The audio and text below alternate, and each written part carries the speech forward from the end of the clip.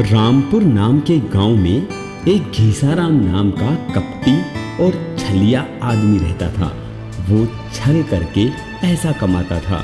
सबके साथ धोखाधड़ी तो उसका बिजनेस था, पर पूरे गांव में उसे सब जानते थे और इसलिए उसने एक नई तरकीब निकाली। उसने एक रोबोट की भैंस बनाई। अब देखता हूँ गांव वाले मुझसे कैसे बचते हैं। अब तो मेरे पास खूब पैसा ही पैसा होगा। और उसके अंदर खुद बैठकर वो गांव के अंदर घूमने लगा। इसी के साथ उसने अपने 2 साथियों से ये भी पूरे गांव में कहलवा दिया। अरे चचा, क्या तुम्हें पता है हमारे गांव में एक भैंस आई है, वो भी जादुई भैंस, और वो जो भी उसको कुछ भी खिलाता है उसका 10 गुना वापस देती है, पूरा 10 गुना। जादुई भैंस? अरे बेटा, मेरे को कुछ समझ नहीं आया। भैंस तो हमेशा दूध देने वाली होती है, जादुई भैंस तो आज तक मैंने सुना नहीं। अरे चाचा, अगर हम उसको 1 रुपया खिलाते हैं तो वो पूरे 10 रुपए हमें वापस करती है। आई भैंस रुपया खाने वाली? अरे हाँ चाचा, वो 1 रुपया खाती है और उसका 10 गुना यानी कि 10 रुपए हमें अगले दिन वापस करती है। अच्छा बेटा, तब तो हमारे पूरे गांव के भाग ही खुल गए। जरा मुझे भी दिखा दो उस भैंस को, मैं भी अपने रुपए उसको खिलाकर 10 गुना करूंगा। हाँ हाँ चाचा, चलो चलो दिखाते हैं तुमको भी। ऐसा कहते हुए वो दोनों पूरे गांव में घूमने लगे। उसने एक अद्भुत सी और लंबी ऊंची काली भैंस बना रखी थी, जो दिखने में और भैंसों से थोड़ी अलग दिखती थी। भैंस जहां भी जाती लोग उसे देखते कि ये कैसी भैंस है। गांव वालों ने पहले दिन उसे तरह तरह की चीजें खिलाई। एक औरत ने उसे सेब खिलाया। उसने एक सेब खाया और वापस चली गई। अगले दिन जैसे ही वो भैंस आई तो उसने उस औरत को 10 सेब अपना पेट फाड़कर वापस दे दिए। ये सब उस भैंस के अंदर बैठा घीसाराम कर रहा था। ऐसा देखकर वो औरत बहुत खुश हुई और उसने उस दिन उस भैंस को 10 रुपए खिलाए। ऐसे ही पूरे गांव में ये खबर फैलती चली गई कि इस भैंस को अगर कुछ भी दे तो इसका उसे 10 गुना वापस मिलता है। पूरे गांव में किसी ने 10 रुपए तो किसी ने 100 रुपए, जिसके पास जितने थे उतने उस भैंस को खिलाए और घीसाराम ने अगले दिन वापस आकर सबको उसके 10-10 गुना वापस दे दिए। पूरा गांव बहुत खुश था कि ऐसी जादुई भैंस उन लोगों के गांव में आई है। सारे गांव वाले लालच में फंस गए।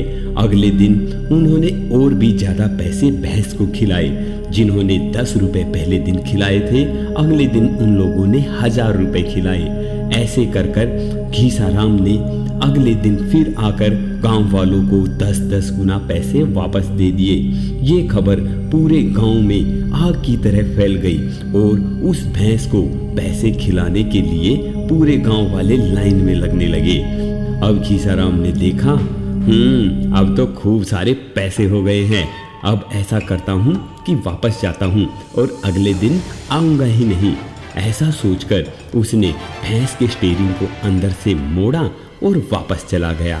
अब अगले दिन पूरे गांव वाले भैंस का इंतजार कर रहे थे कि भैंस आएगी और उन्हें 10 गुना पैसे वापस देगी, पर ऐसा नहीं हुआ क्योंकि घीसाराम सारे पैसों को खाकर और भैंस को अपने गोडाउन में रखकर बैठ गया था। अब गांव वालों को लगा कि उनके साथ धोखा हुआ है, उन्हें लालच नहीं करना चाहिए था, पर एक गांव वाले ने घीसाराम को उस भैंस के अंदर से निकलते हुए देख लिया था। अरे, ये तो गांव का ठग घीसाराम है। अच्छा, तो ये चक्कर है। उसने इस रोबोट भैंस के अंदर घुसकर पूरे गांव को कंगला बना दिया। पर अब वो कर भी क्या सकता था।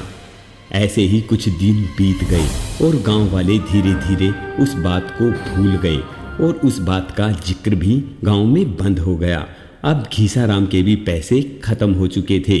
उसने सोचा दोबारा अब वही वाली चाल चलता हूँ, और वो दोबारा से अपनी भैंस के अंदर बैठ गया और गांव में फिर से वैसे ही चला गया। अब उसने दूसरा गांव पकड़ा और उसके चेलों ने फिर से वही खबर सारे गांव में उड़ानी शुरू कर दी कि एक ऐसी जादुई भैंस आई है जिसे अगर आप कुछ भी खिलाते हो या कुछ भी देते हो तो उसका 10 गुना वो वापस देती है। अब उस चतुर इंसान को जिसने घीसाराम को भैंस के अंदर से निकलते हुए देखा था, उसे भी इस खबर का पता चला, तो वो दूसरे गांव में चला गया।